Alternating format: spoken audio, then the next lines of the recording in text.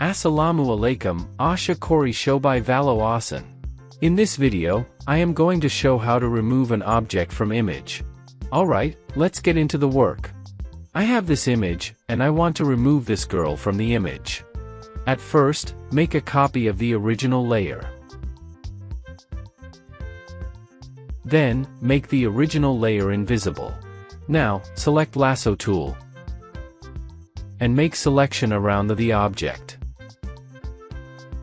Keep some space between the selection and the object. Now go to Edit and click on Content Aware Fill.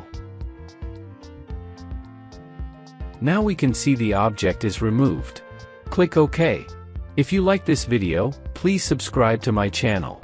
And click the notification bell on, so that you get all the latest tutorials. Thank you and see you in the next video.